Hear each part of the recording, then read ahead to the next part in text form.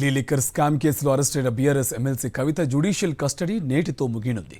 మధ్యాహ్నం 2 గంటలకు video conference ద్వారా కవితని జడ్జి ముందు హాజరుపరచనున్నారు తిహార్ జైలు అధికారులు.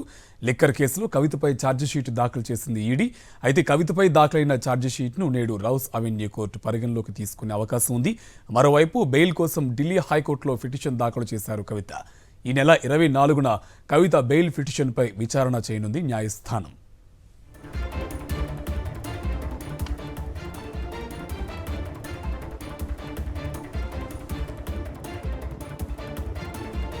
ఢిల్లీ లిక్కర్ స్కామ్ కేసులో అరెస్టైన బీఆర్ఎస్ ఎమ్మెల్సీ కవిత జ్యుడిషియల్ కస్టడీ నేటితో ముగినుంది. మధ్యాహ్నం 2 గంటలకు వీడియో కాన్ఫరెన్స్ ద్వారా కవితని జడ్జి ముందు హాజరుపరచనున్నారు తిహార్ జైలు అధికారులు. లిక్కర్ కేసులో కవితపై ఛార్జిషీట్ దాఖలు చేసింది ఈడీ. అయితే కవితపై దాఖలైన ఛార్జిషీట్ను నేడు రౌస్ అవెన్యూ కోర్టు పరిగణలోకి తీసుకునే అవకాశం ఉంది. మరోవైపు బెయిల్ కోసం ఢిల్లీ హైకోర్టులో పిటిషన్ దాఖలు చేశారు కవిత. ఈ నెల 24న కవిత బెయిల్ పిటిషన్పై విచారణ చేయనుంది న్యాయస్థానం.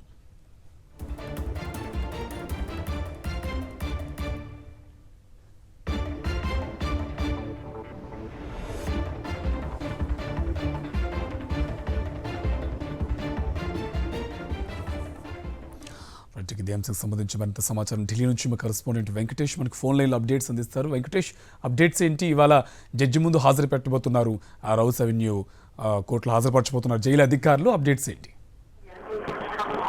ఢిల్లీ లిక్కర్ కేసులో బీఆర్ఎస్ ఎమ్మెల్సీ కవిత జ్యుడిషియల్ కస్టడీ ఈ రోజు ముగుస్తుంది.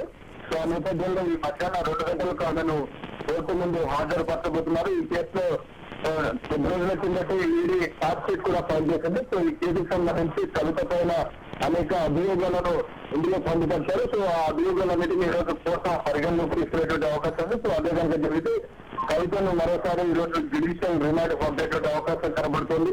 నిజానికి ఈ కేసులో తనకు బెయిల్ ఇవ్వాలని ఆమె దాఖలు చేసినటువంటి బెయిల్ పిటిషన్ ఇటీవలే కోర్టు తిరస్కరించింది. దాంతో ఆమె తిరిగి ఢిల్లీ హైకోర్టులో అప్పీల్ చేస్తున్నారు. సో ఢిల్లీ హైకోర్టు ఈ కేసును ఈ నెల 24న విచారణ చేయబోతున్నటువంటి నేపథ్యం.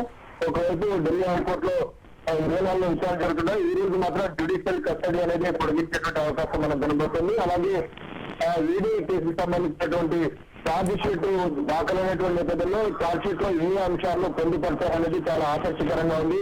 ఈ కేసుకు సంబంధించి కవిత పాత్రకు సంబంధించి అనేక ఆధారాలు లభించాయని ఈడీ చెప్తూ వస్తుంది. అనేక వాదనల సందర్భంగా కూడా ఈడీ అంశాలన్నిటిని కూడా బయటపెట్టింది. ప్రధానంగా ఈ కేసుకు సంబంధించి కవిత అనేక సాక్ష్యాలను ధ్వంసం చేశారనేటువంటి ఆరోపణలు ఈడీ చేసింది. అలాగే ఈ కేసులో ఉన్నటువంటి సాక్షిగా ఉన్నటువంటి అభిషేక్ అరుణ్ పిల్లేని బెదిరించారనేటువంటి వాదనలు ఈడీ కోర్టు ముందు వినిపించినటువంటి పరిస్థితి మనం చూసాం. సో అలాగే ఈ మొత్తం వ్యవహారంలో కూడా కవిత ఒక కీలకమైనటువంటి కుట్రదారుగా ఉన్నారనేటువంటి విషయాన్ని కూడా ఈడీ అనేక సందర్భాల్లో చెప్పింది. మొత్తం వ్యవహారంలో ఇటు ఆమ్ ఆద్మీ పార్టీకి అలాగే సౌత్ గ్రూప్లో ఉన్నటువంటి వ్యాపారస్తులకు మధ్యగా కవితనే ఒక దళారీ పాత్ర పోషించారనేటువంటి ఒక అభియోగం ఈడీ మోపింది. దానికి ప్రతిఫలంగా ఆమెకు ఇండో స్పిరిట్ అనేటువంటి కంపెనీలో 33% వాటాలు కూడా లభించాయనేటువంటి అభియోగాలు ఈడీ మోపినటువంటి నేపథ్యంలో సో ఈ అంశాలన్నీ కూడా ఛార్జ్ షీట్లో వచ్చేటువంటి అవకాశం మనకు కనబడుతుంది. సో ఈ మధ్యాహ్నం 2 గంటలకు ఆమెను వీడియో కాన్ఫరెన్స్ ద్వారా న్యాయమూర్తి ముందు ప్రవేశపెట్టబోతున్నటువంటి నేపథ్యంలో సో మొత్తానికి కేసుకు సంబంధించి కవిత రోల్కు సంబంధించినటువంటి ఇన్వెస్టిగేషన్ దాదాపు పూర్తయినట్టే అని మనం భావించాలి. సో నెక్స్ట్ కోర్స్ ఆఫ్ యాక్షన్లో ఈరోజు ప్రధానంగా ఈడీ దాఖలు చేసినటువంటి ఛార్జ్షీట్లో ఏ అంశాలు ఉన్నాయి, దానికి సంబంధించినటువంటి అంశాలన్నిటిని కూడా ఈరోజు కోర్టు పరిగణలోకి తీసుకోబోతోంది.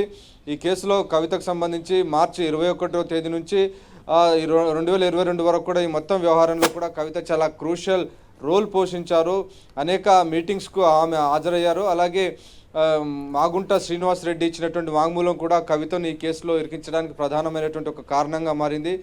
ఆయన అరవింద్ కేజ్రీవాల్ కలిసిన సందర్భంలో కవితతోటే నేరుగా ఈ ఢిల్లీ లిక్కర్ గురించి మాట్లాడాలని ఆయన రిఫర్ చేయడంతో మాగుంట శ్రీనివాస్ రెడ్డి హైదరాబాద్ రావడం, కవితను కలుసుకోవడం, ఆ తర్వాత ఈ మొత్తం వ్యవహారంలో 50 కోట్ల రూపాయల లంచం ఇవ్వాల్సిందిగా కవిత మాగుంట శ్రీనివాస్ రెడ్డిని అడిగినటువంటి విషయాన్ని కూడా ఈడీ తన యొక్క రిపోర్ట్లో గతంలో వెల్లడించింది. సో అందులో కొంత పార్ట్ పేమెంట్ 25 కోట్ల రూపాయలను డెలివరీ చేసినటువంటి విషయం చెన్నైలోను, ఇటు ఢిల్లీలో కూడా హవాలా ఆపరేటర్స్ ద్వారా ఈ అమౌంట్ డెలివరీ చేసినట్టు కూడా ఈడీ గత నివేదికల్లో చెప్పినటువంటి నేపథ్యం ఉంది. సో ఈ ప్రధానంగా ఇటు మాగుంట శ్రీనివాస్ రెడ్డి, మాగుంట రాఘవ, అలాగే బుచ్చిబాబు, అరుణ్ పిల్లై ఈ నలుగురు ఇచ్చినటువంటి వాంగ్మూలాలే ఈ కేసులో కవితను ప్రధాన నిందితురాలుగా నిలబెట్టడానికి అవకాశం ఇస్తున్నాయి. సో దానికి సంబంధించినటువంటి ఆ పాత్రను మరింత ఎలాబొరేటెడ్గా ఈరోజు ఛార్జ్షీట్లో బయటపడేటువంటి అవకాశం కనబడుతుంది. గత ఛార్జ్షీట్లలోనే కవిత ఈ కేసుకు సంబంధించి దాదాపు ఒక 10 ఫోన్లలో ఉన్నటువంటి డేటాను ధ్వంసం చేశారనేటువంటి ఒక